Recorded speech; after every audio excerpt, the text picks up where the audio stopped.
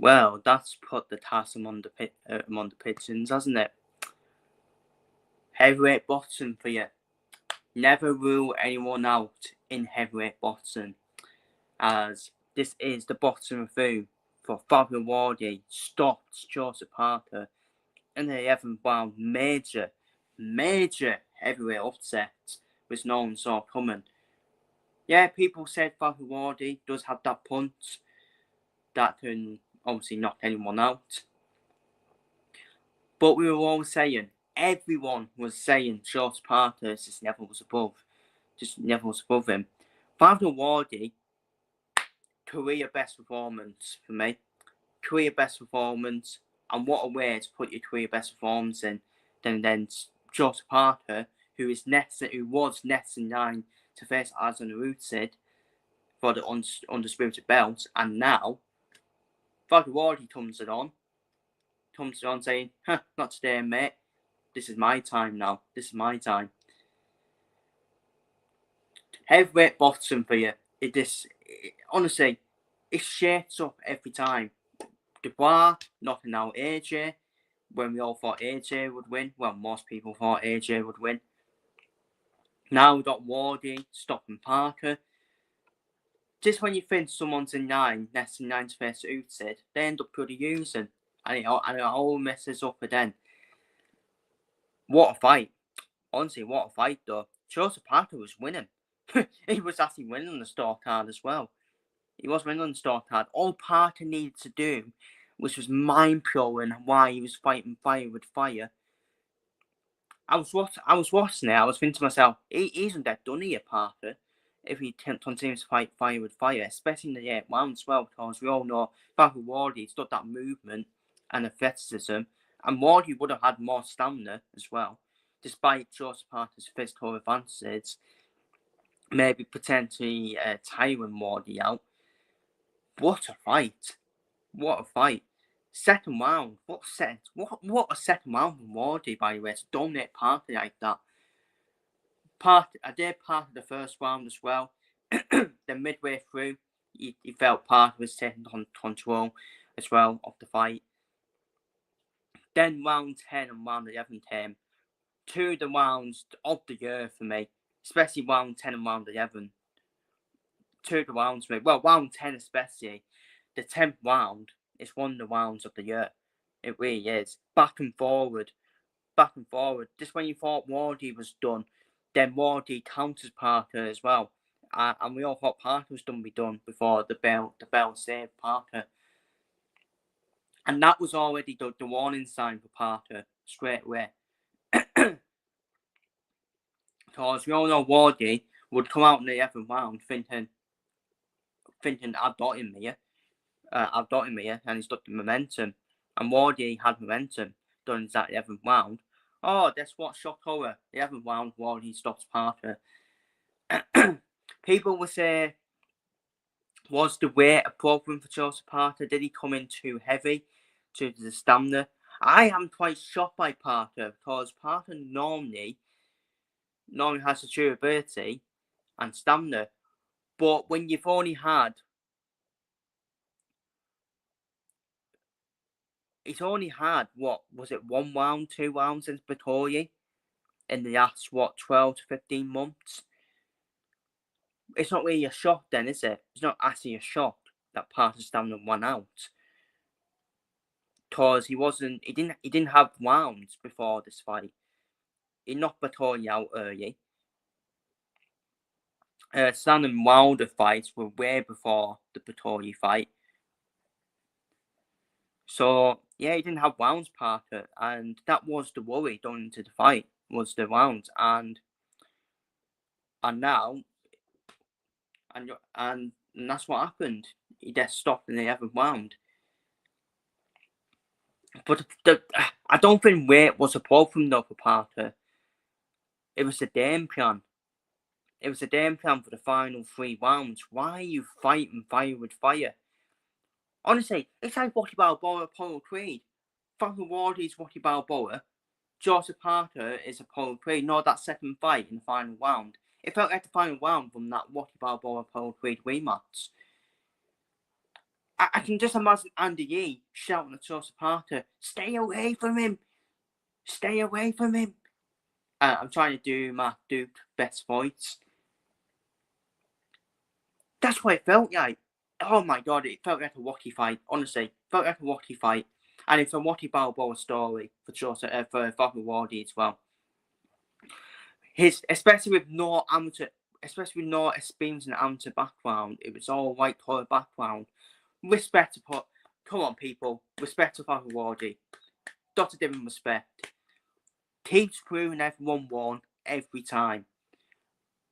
By the way, I don't think he has a chance in suited. Yeah, he has no chance than suited. But we said that in Sparta, didn't we? We said that in Sparta. But career best performance from Fabio Wardley. He should be proud of himself. You know what? Even if Wardley would have lost the fight and got stopped, I still would have said the same. He should be proud of himself, Fabio Wardley, for being even competitive. He was competitive with a world level operator. It's just crazy, man. It's crazy. And this is why we love heavyweight boxing sometimes. Can't rule anyone out. Can't rule anyone out in heavyweight boxing. Andy Ruiz upsetting AJ. Dubois demolishing AJ in AJ's backyard. What else have we had? Wardley stopping Parker. Heavyweight boxing for you. Even Dubois putting Usyk down, even though it was a low pure. That was a bit of an upset, wasn't it? We were all shocked by that, and we were all thinking Dubois could stop Usyk here. But obviously Dubois didn't. We've had some incredible moments in the heavyweight division, and this is just another one. It really is.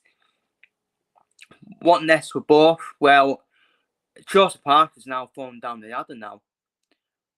And everyone said, didn't they? Everyone said it's a risky fight for Parker, because if he somehow loses, he falls down right down the ladder. And Fabio Wardley stock will rise. And Fabio Wardley is definitely up there now in terms of like on the next in line to face Usyk. I don't think he should face Usyk next, Wardley, personally. I don't think he should. This is what I want.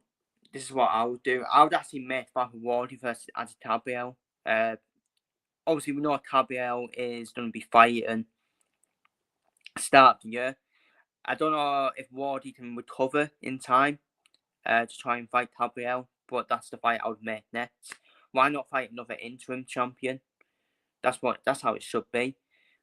Because let's be real now, Fabio Wardley's now got the 2 interim belts. I know interim don't mean anything, but Fabio Wardley's now mandatory with the WBA and the WBO. Well, he was mandatory for the WBA, but obviously we had that Moses Satoma situation where Frank Warren wants Satoma to fight Kubrat Pulev for the WBA interim belt. That's what I call it, anyways. That's what I call it.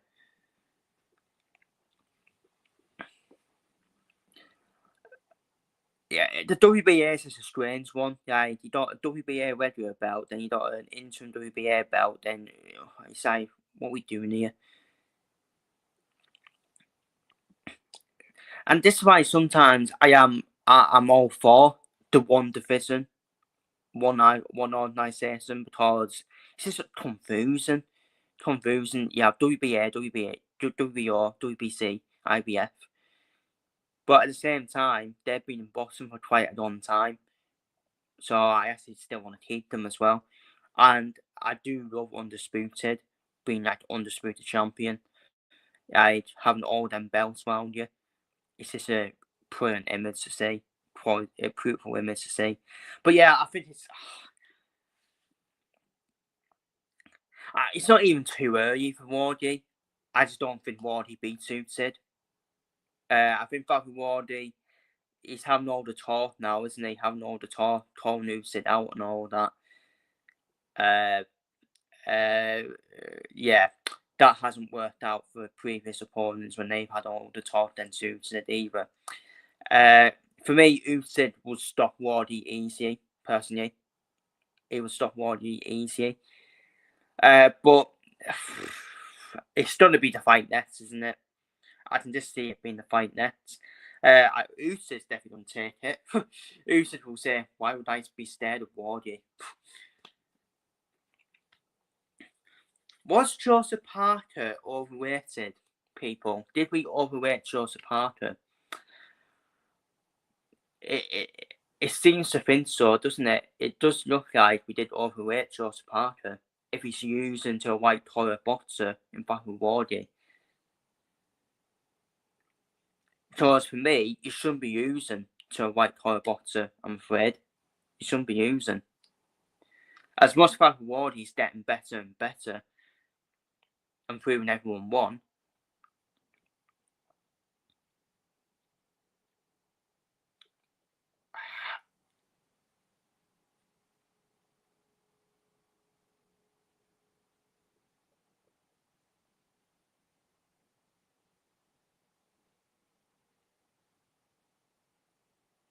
It's a bad defeat.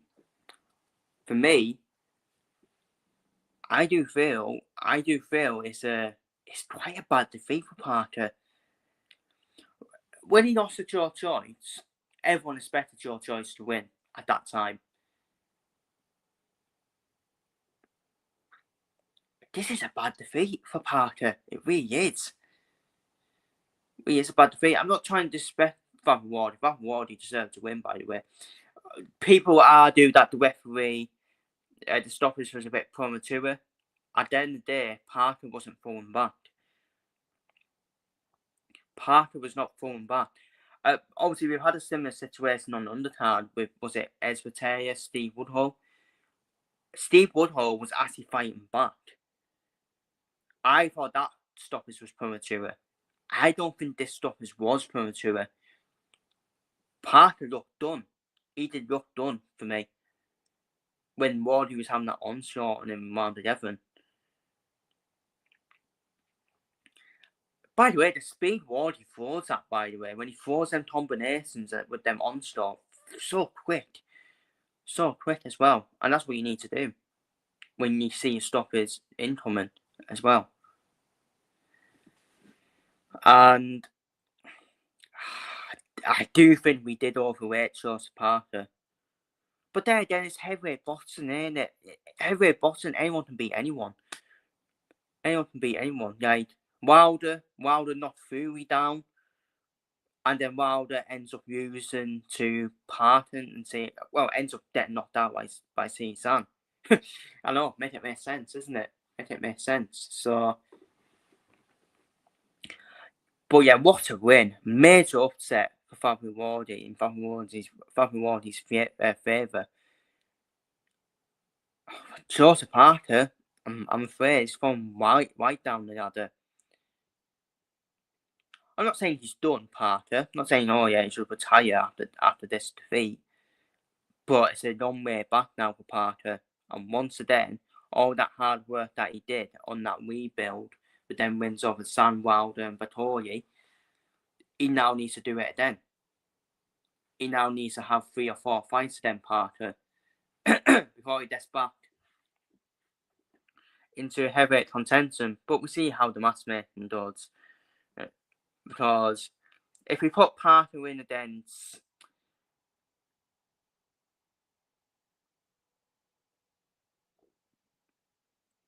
I don't know. Obviously, I haven't got an opponent on top of my name for Parker. But yeah, Wardley Tabriel should be next for me. If Wardley beats Tabriel, then yeah, go straight into Usyk. Because you have to. You have to go straight into Usyk fight. You can't just have all these mandatories under your name. You can't just have all these interim belts under your arm and not fight Usyk. Tabriel's the last one for me. If you beat Tabriel, go straight into Usyk. Would I want Usyk vs Tabriel next? For me, it doesn't matter. I don't think either beat Usyk. I don't even think Parker would have beat Usyk. I said it time and time again. No one's beaten Artem Usyk, in my opinion. So doesn't matter who's next in line. Usyk wins. Usyk stills Wardley, in my opinion. Fabio would give Usyk problems, I reckon. Fabio was very underrated, but then I think Usyk would outbox Fabio. So I just don't know why. I don't know why Usyk's coming back, to be honest with you. I just want Usyk to retire. He doesn't need a fight on. But once again, Usyk's shown he's a true fighting man. And Usyk's now done the pathway of defending his belts against the likes of Wardley, against Tabiel. Who else is there? I think the Moses tournament fight will happen at some point with Usyk as well. I do see that happening at some point. I know Usyk said he won't fight at Torma, but if Moses Torma has won the belts, for example, and Usyk starting opportunities to become a 3-time undisputed heavyweight champion, then he'll do it. And I think Usyk beats Torma as well. Usyk's too good for everyone. So, but yeah, Fabio Wardley stopping Joseph Parker in the 11th round in a major heavyweight upset. And congratulations to Fabio Wardley. No one saw that coming, did they? No one saw that coming, and yeah, I think it's the biggest upset of the year. I really do. I think it's the biggest upset of the year. Everyone was saying Parker. Let's be real. I know there would have been a few people saying Wardley, but that would have been probably Wardley's team or Wardley's best mates. Let's be real. But wow. Major heavyweight upset. But we do move on. Ezra stops Steve Woodhull after the towel comes in the 9th round. Good performance. Very good performance from Ezra Again, I thought it was the right step up. Obviously, Lewis Edmondson pulled out. It was the right step up for Taylor. Right step up for him. And he looked very slick. Looked slicker than Steve Woodhull. Good combinations. Good slick movement as well. But we still need to see more, I reckon. We still need to see more from Ezra Taylor. Especially in the next step up he does make. What next? I think the rematch with Lewis Edmondson should get made. In terms of Steve Woodhull will face someone more and he face another heavyweight coming up. That's what Steve Woodhull will do. Obviously, he moved up, didn't he? He moved up from super middleweight to heavyweight. So that's what Steve Woodhull is. He's a bit of a gatekeeper, isn't he? For the upcoming heavyweights that we got coming up. So that's my thoughts on that. And finally, we saw Royson Barney Smith drop Danny Quartermine in the 10th round en route to announce decision victory. Fair play to Royson Barney Smith because this was a big step up for me.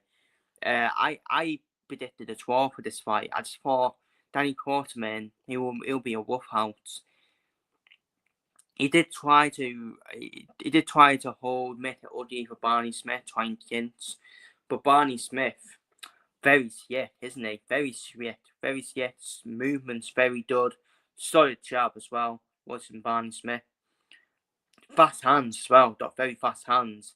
Only problem with Royson Barney Smith is he just lacks that power for me. I know that's a bit stupid when he knocked Quartermine down, but he could still add more power to his pop shots as well. Add more pop shots as well. That's what Barney Smith needs to work on. But yeah, well-deserved win.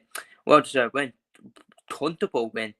Comfortably outboxing Danny Quartermine, which I didn't see coming, to be fair.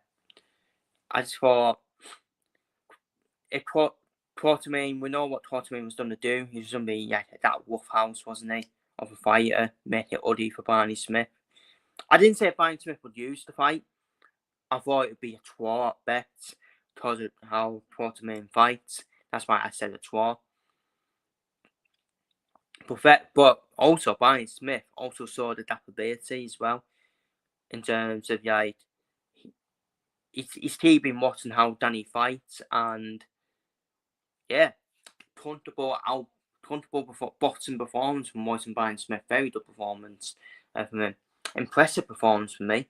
Obviously, he still needs to work on his power, but the accuracy the sharpness, the speed as well that he throws at as well, and the movement. It was just too much, wasn't it, for Quartermain to try and get hold of him. What next for Barney Smith? I think this should be the pathway. Any of these fighters for me should be the pathway. I don't know. I think Ian Dillon might have retired. I'm not sure. But Ian Dillon, Jack Bateson, Archie Sharp, that would be a good pathway for Barney Smith. Take on them three next. They should be his next three fights. There's key talent there with Barney Smith as well. So actually, I think Frank Warren. We all know Frank Warren already threw him in with Danny Quartermain. So I think Frank Warren, that's what he'll do. He'll look there at the eyes of Archie Sharp, Jack Bateson, him, them sort of fighters. I think that would be the right pathway for Barney Smith, in my opinion. So yeah, that's my bottom with him. I have got other videos to do. Fabio Wardley, but it definitely belongs to Fabio Wardley, stopping Joseph Parker in a major heavyweight upset in the heavyweight division. And once again, the heavyweight division shakes up once again, as Fabio Wardley is now in the list to face Arsen Arusad next. What a turnaround for Fabio Wardley's career.